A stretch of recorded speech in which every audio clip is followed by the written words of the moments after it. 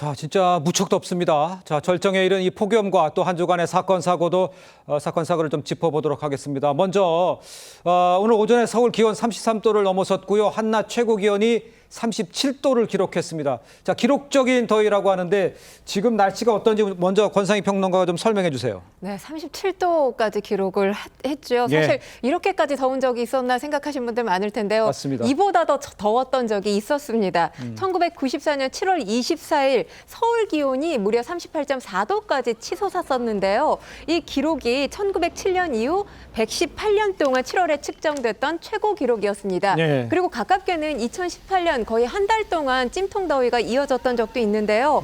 오늘 더위야말로 역대 기록에 견줄 만큼 극심한 폭염이라고 말씀드릴 수가 있습니다. 네. 그런데 당분간 이런 폭염 계속될 거라고 합니다. 당분간 체감 기온, 체감 온도가 35도 이상 되는 날들 이어질 거라고 하고요. 내일 역시 극한 폭염에 대비를 하셔야 될 것 같습니다. 알겠습니다. 일단 걱정되는 게 온열 질환자 작년에 3배 가까이 늘었다고 하는 상황입니다. 사망자도 계속 늘고 있는데 얼마나 심각한 상황인지 좀 설명해 주십시오. 행안부에 따르면 지난 24일 하루에만 116명의 온열 질환자가 발생했는데요. 네. 22일에는 146명, 23일에는 114명이 발생을 했습니다. 사흘 연속 세 자리 숫자로 온열 질환자가 발생을 했다는 겁니다. 예. 5월 22일부터 지난 7월 24일까지 약 2달간 누적 온열 질환자의 수가 2,000명을 넘어섰는데 지난해 같은 기간과 비교를 해보면 지난해 같은 기간은 772명이었습니다.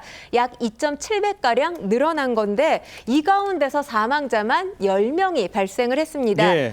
관련 사고도 계속해서 이어지고 있습니다. 경북 포항에서 이 네팔 국적의 40대 남성이 최근에 이 제초 작업을 하던 중에 쓰러졌는데 119가 출동을 해서 병원으로 옮겨졌지만 결국 안타깝게도 사망하고 말았습니다. 그렇군요. 이 해당 남성 폭염 경보가 발생된 상황에서 당일 오전 6시부터 일행들과 함께 제초 작업을 계속했던 것으로 알려졌고요. 네. 이 외에도 경기 광주시에서 물류센터에서 일하던 30대 여성이 열경련을 일으키기도 했고요. 또 제주시에서도 최근에 40대 중국인 근로자가 열경련 증상을 보여서 병원으로 이송되는 일이 발생하기도 했습니다. 그렇군요. 지금 쭉 설명에 올리고 있습니다만 이 불볕 더위로 지금 맥을 못 추는 것 이 사람만이 아닙니다.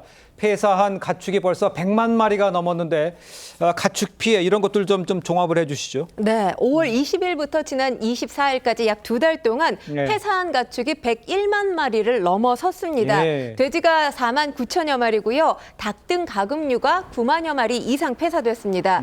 지난해 같은 기간과 비교를 해봤을 때 지난해 폐사된 가축량이 9만 6천여 마리였거든요. 이와 비교해보면 약 10.5배가량 폐사 가축이 늘어난 겁니다. 예. 지난 24일 하루에만 이 13,800여 마리의 이 가축들이 폐사하는 이 일이 발생하면서 재산 피해가 더위에 계속해서 속출하고 있는 상황인데요. 네. 지금 가축만 위험한 게 아닙니다.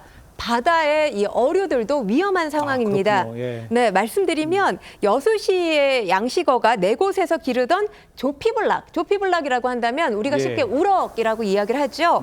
우럭 25만 7천여 마리를 바다에 방류했는데 이게 왜 문제인 거냐면 국내 첫 긴급 방류입니다. 예. 그만큼 지금 바다 해수 온도가 계속해서 상승하고 있다는 건데 네네. 특히나 조피블락 같은 경우 이 고수온에 취약한 대표 어종으로 알려졌습니다. 이 수온이 28도에 달하게 되면 폐사 가능성이 굉장히 커지는 어종이기 때문에 네네. 가장 많은 고수온 피해 어종으로 꼽히기도 합니다.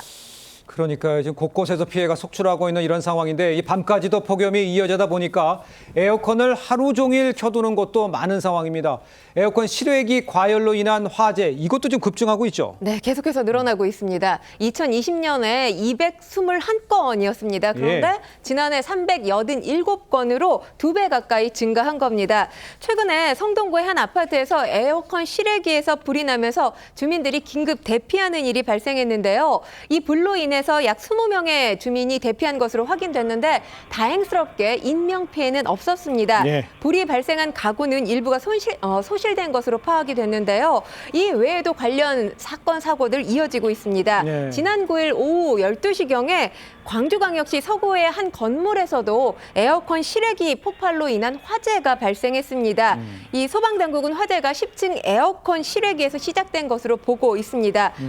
지금 사실 에어컨 계속해서 켜두 해두실 텐데 실외기를 한 번씩 점검을 해보시는 게 좋을 것 같습니다. 네네. 특히나 실외기가 밀집해서 설치된 지역들 분명히 있습니다. 예. 이런 경우에 열 축적 현상이 발생을 하면서 이 실외기 온도가 55도 이상 급격하게 상승할 가능성이 있습니다. 예. 이런 위험을 줄이기 위해서는 최소한 이 3년에 한 번씩은 고압수나 청소도구를 활용해서 예. 실외기를 청소하는 노력 역시 기울여야 할 것 같습니다. 알겠습니다. 지금 화면에 나오고 있는 장면은 이제 특정 지역에 이제 그 에어컨 실외기가 있는 거고, 지금 말씀해 주신 거는 한 장소에 밀집돼 있어 뭐 식당들이 있다거나 해서 모여 있는 거, 그런 데서 열이 많이 발생하기 때문에 위험이 있다, 이렇게 말씀해 주시는 거죠? 네, 예. 그리고 또 한 가지 말씀을 덧붙여드리면 네네. 실외기가 보통에 이제 베란다에 많이 설치되어 있잖아요. 그렇습니다. 베란다에 설치되어 있지 않고 실내에 설치되어 있는 곳에서는 24시간 에어컨을 가동하는 건 좀 위험하다, 이런 말씀까지 드리겠습니다. 알겠습니다.